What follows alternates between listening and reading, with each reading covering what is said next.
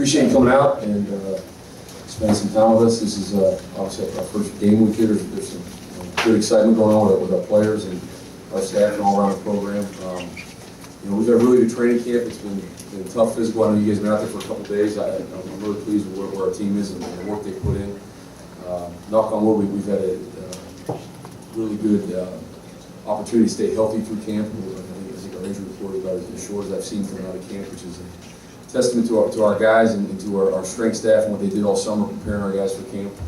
And so we're entering this game really healthy. And our guys are excited. You get to that point in camp where it's like, okay, I'm about done hitting guys I know, and the guys wearing the same color jersey and ready to go get ready for opponent and play someone else. And so yesterday was our first day of classes here. I gave the guys the day off yesterday to get their classes straight. So we practiced on Sunday, and then we'll be back today. Have a normal Tuesday, Wednesday, Thursday, getting the game week routine. So that's what we got today. So with that, any questions?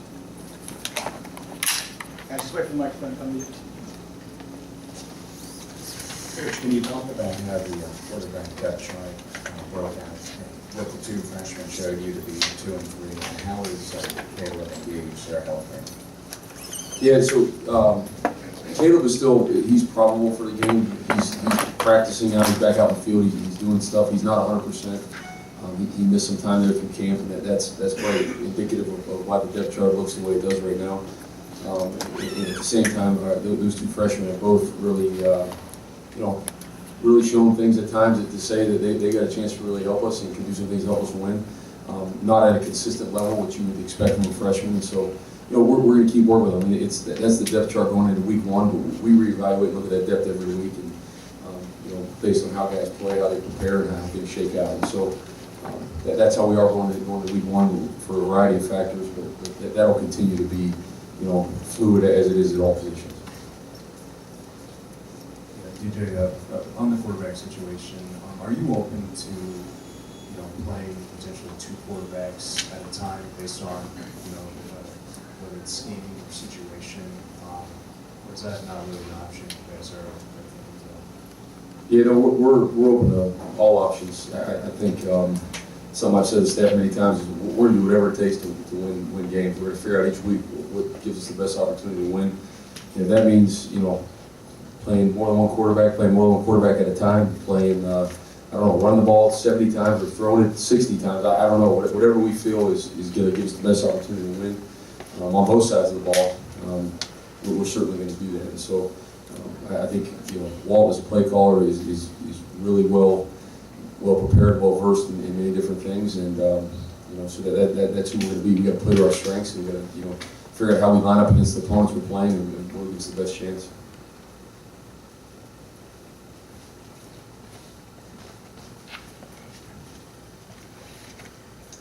Coach, it's just the first game of the season, but it's going to be your first game and you were an interim coach before, but it's your first game as a head coach of your program. What does this week mean to you from that standpoint? It's, you're finally getting there. Yeah, I don't know any great statement on that other than as a coach, you kind of just get involved in your routine, and like today's a Tuesday, and I've had 1,000 Tuesdays in game week before, and that's what we're focused on. We're going to, Tuesday's a work day, and we're going to work, first and second down, and have a physical practice out there, and so I don't know. I haven't thought of it really that way. Obviously, there's excitement, like I said earlier, from all of us. Get through training camp, you're ready to go play a game. I really feel that's how we are right now, and so I'm going to do my best job as a head coach now, as opposed to a coordinator, to prepare our team in all facets to go play. And Coach, just branching off that, I know you guys are constantly building towards the future, but when you look back on this first year, what are you going to consider a successful season? That's a tough question there. So we have to go through this first year before I can look back on it. But successful is just that's all measured in really. I know it goes back to it's coach speak, but it truly is how you have to be. I mean, we're trying the best Tuesday we could possibly have, and we have a better day today than we did yesterday, and then on Wednesday we have a better day than we did on Tuesday, and that to me is how you go through it. We're a young team. We're certainly learning new schemes and all that other stuff, but no one really cares. It's just like let's go play. I mean, that's what you got to do. Put everything aside and no one cares how you got to where you are or what's going on. It is what it is, and I really feel like we have a talented enough team to go play and play well this year. What equals that? I don't know. I think fans and media equate more of those things to wins and losses. I think for us, obviously, we know the game is winning, and we're trying to win every game we play. And but we're certainly going to measure the successes of each player individually and each unit of how we do things, specific to what we emphasize in our program. Coach, game number 1 is against Howard FCS school. What do you know about the Bison and how you prepare for them? Yeah, we did a summer study on them and game plan, and then obviously we spent a good portion of late here in camp and then into this week on game plan, and just like we would every opponent we play. I mean, they've done some really good things. They have a quarterback that I think is a dual threat quarterback. He can create things with his feet and throw the ball. They're a spread type offense, but they also mix in some 2-back and 12 personnel stuff, so they give you a good variety in terms of offensively speaking. And then they mix up coverages on defense, and they're mainly a 4-down team. But I think again, we're taking this week just like every other week we always prepare for. I think our guys know that it's it's really about how we prepare, and we're learning that together. This is our first Tuesday of a game week together as a program, so we've taught how we do things through training camp, how we meet, how we eat, how we do every little part of the program. Now we're on to new things right now. Like, okay, this is our first Tuesday together. We're going to learn that together, and then Wednesday, because you get in that routine throughout the season. I think it's important you guys have the right mindset for it. So that's a real big emphasis for us this week too. But I mean, Howard, I think they're a good team. They're well coached. You can see that on film, and obviously our guys will prepare hard for them. TJ, with the 3 kids that are going both ways, what is the thinking behind that, and does it kind of maybe send a message to the rest of the team that you guys are embracing creativity, that you guys are open to anything, putting these kids anywhere? Yeah, I mean, it's more than just showing that. We are that. That's who we are. If a guy can play and help us somewhere, we're going to do it. And if that means that he's playing more than one position or more than one side of the ball, and we're certainly not going to limit ourselves based on that. I think, being smart about play count, how much you're using. Obviously, those things come into play, but that's just, to me, that comes down to planning. Be smart coaches and plan at the right time. But, you talk about Will Likely and Tino Ellis and Jake Funk, and there may be more as we go, but all those guys can play both ways. They certainly can. They've done it before in their life. Why else have changed now? And so, anywhere a guy can help us win and help us be better positioned, we'll do it. And our guys, I think, definitely know that by now.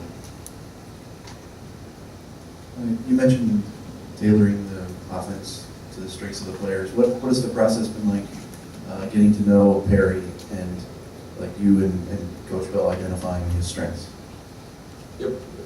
Perry really, the thing that stands out about Perry is his work ethic and his competitiveness. I mean, just going way back to when we first got here in the winter workouts, you're watching him work out and compete and go through. We did some physical stuff and some mat drills and that sort of thing. And he looked almost had like a linebacker type mentality to it, And then you get him out the field and understand, he's got real ability as a quarterback as well. I think Perry can do a lot of really good things on the field. He can definitely, he's dangerous with the ball. His hands are running, and I also think he throws a great deep ball. I think he has grasp of our offense right now, and we can definitely convert and move the ball with him thrown. So his leadership, I think he definitely has respect of his teammates, which to me at that position probably is more important than anything. If you have a guy that has great command of the offense of the team, is a great leader, that's where it all starts. And then you start going down the checklist of everything else. But I think Perry, I know, it's been well documented, talked about. He's had struggles in the past and whatnot, but that's behind him and us. I mean, he's in a new offense, a new scheme. We have all the confidence in the world there. We're definitely going to allow him to go out there and perform at a high level and go win. And Coach, looking at Shane Cockrell and switching to linebacker this offseason, have you as a coach ever been working with a player that switched positions so many times? And if so, how did you go about getting him acclimated?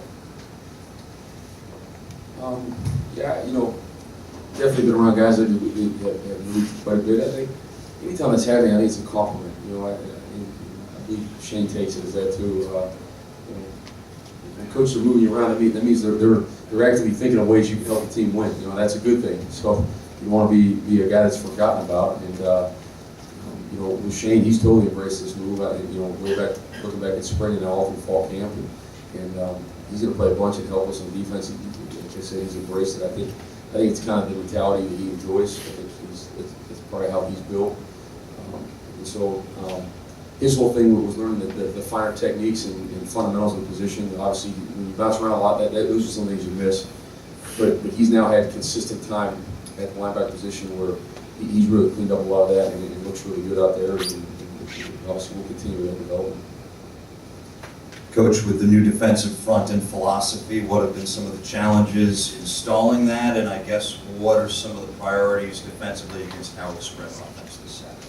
Right. You know, whenever you implement a new scheme, especially with us defensively, we're multiple in our front.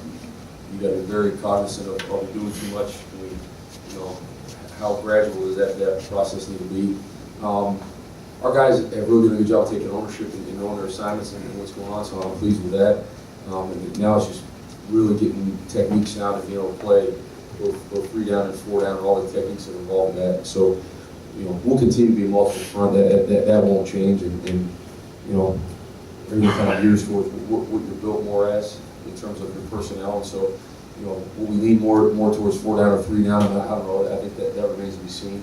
But we're always going to be multiple. And so, you know, Howard as a spread team, I mean, you know, obviously they've done a good job moving the ball and everything else. I think it's been good preparation for us in camp. That's what we see mainly, you know, from our offense. And so, you know, we have some good ideas with how we want to play that, but we'll still be multiple. DJ, the transformation from of Savon Walker from a linebacker to tackle, does he still have some of the skills? Can you still see some of his linebacker skills in the way he plays the position, given you know how much he is run? Right. Yeah, he's that's a good question. You know, where he's playing now, when you're on a scrimmage playing, you know, lined up right over a guy, it's a different set of skills that it takes. You know, because you're not. Your window of vision goes like this, and it needs to be that way. It's much more technical and defined when you're playing defensive line. The littlest step, the littlest hand placement, or eyes in the wrong place can really get you in trouble. Whereas the further you get from the ball, you have more leeway. You know, if you took a wrong step, you have time to make it up. You have time and distance in your favor. And so, you know, with Savon, I think one of the biggest things is with his experience playing linebacker. I mean, he's been in positions to you know, run the ball and make tackles and play that way. Where some guys have always been defensive line, that's not quite their mentality, and that's something we talk a bunch about at our place. And so, I think there's carryover that way, direct carryover to his position, what he does on a day-in and day-out basis. Probably not much other than just, you know, I think it's always good when guys have that experience playing off the ball. You know, it's like you appreciate more the closer you are to the ball, because you don't get in some situations that maybe you aren't, you know, built for what your abilities are. And so I think Savon is a guy we're counting on him to play big time for us. He's had a really good camp, and you know, all those experiences as a player, I think, do nothing but help you and really appreciate where you're at. Time for 2 more. Coach, what did you see from Ty Johnson that can go through the name as a starter? And what kind of role is he going to play in the team that has a lot of options in the backfield? Ty's been just a consistent guy in terms of his running ability. You know, it starts there. He's done a good job of ball security. He's a guy that can really put a foot in the ground and take it the distance. Ty is you know, a good pass protector. He's really worked on that, improved that, and he's good out of the backfield. You know, so he's kind of the total package. And you know, that's one of those positions where really I feel great about the amount of depth we have. There are several guys in that mix that you can make a case for to say, you know, would be a starter, and you know, we're going to play a lot of them. You'll see a lot of those guys on the field, and so. You know, but with time, you know, it's just a testament to him. He's worked really hard. I think he's definitely earned that spot and that opportunity. And, you know, but like I said, we'll have a good rotation going at that spot. Just lastly, you know, this is your first group here. You saw how they would react in the winter conditions. You saw how they reacted in the spring and now fall camp. What's your gut feeling when the bullets are flying in the first game Saturday? How this group's going to respond to you, to adversity, all the above? You know, we worked really hard to create a lot of adverse situations that are training through spring ball, through winter conditioning, through our camp, and so. And, you know, you never quite know those things till you get into it. You try and simulate it the best you can, and you try and identify the guys that will respond the right way. I feel strongly about it. I mean, our guys, we've really put it to them and created a tough environment for them. And I think there's a lot of guys in that locker room on the team that have invested a lot now in this program. Really care about the outcome and care about one another. And anytime you have that, I think it's just natural when you have adversity or you go through a tough spot, you're drawn together as opposed to apart. When you put that investment in and put the amount of time and effort and everything else these guys have done for one another. And so I totally believe that's how we'll respond. Those times do come up. I mean, that's a certainty going through the season. And so, you know, we're looking forward to that. We're looking forward to embracing that adversity and responding the right way. Last one. DJ, how important is it for you to kind of keep the depth chart open, kind of keep guys moving in and out in terms of from a motivational standpoint? Yeah, it's everything. You know, I mean, you can't.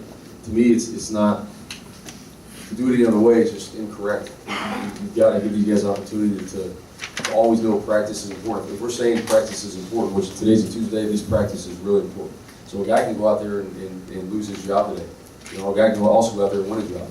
And our guys know that. They know that to be true, and we've carried that through all the way to this point, and we'll continue to do that. I mean, I think, you know, it's the human element. Anytime someone knows that their name has been written in with a permanent marker and nothing's going to change, well, their preparation may change a little bit. You know, they're going to back off a little bit. Just that's human nature, and we're certainly going to fight to make sure that does not creep into our program. Thank you. All right, guys, thank you. We hit terminus!